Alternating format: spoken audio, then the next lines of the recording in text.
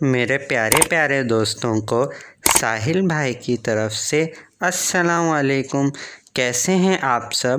آپ سب کو آج کی کہانی کا انتظار تو ہوگا، تو چلیے کہانی کا آغاز کرتے ہیں۔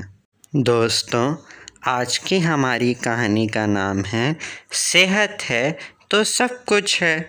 میرے پیارے پیارے دوستوں کو آج میں بتاؤں گا کہ ناصر اور ضیاء نے صحت کے لیے کیا کچھ نہیں کیا۔ ناصر اور ضیاء بہت اچھے دوست تھے، ایک ہی جماعت میں ساتھ پڑھتے تھے۔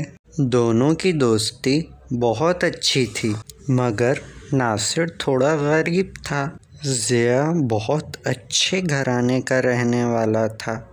ناصر جب بھی ضیاء کے ساتھ لنچ کرتا تھا تو ضیاء وہی مزیدار برگر کھاتا تھا اور ناصر وہی روٹی میں کبھی آلو، کبھی سالن اور کبھی پھل۔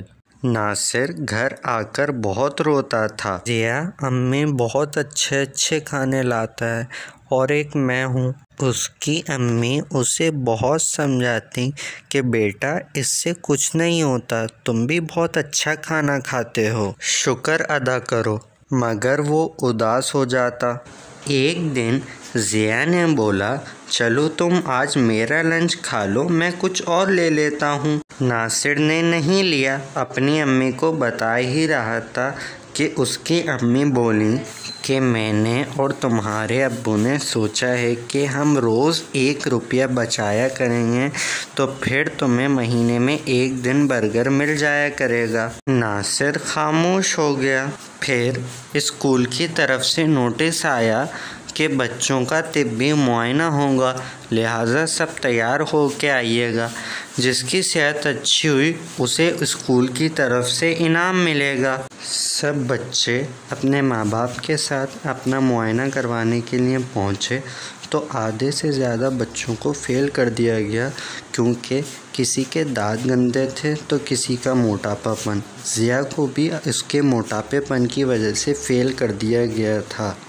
پھر جب ناصر کی باری آئی تو اسے پورے نمبر ملے، کیونکہ وہ ایک صحت مند بچہ تھا۔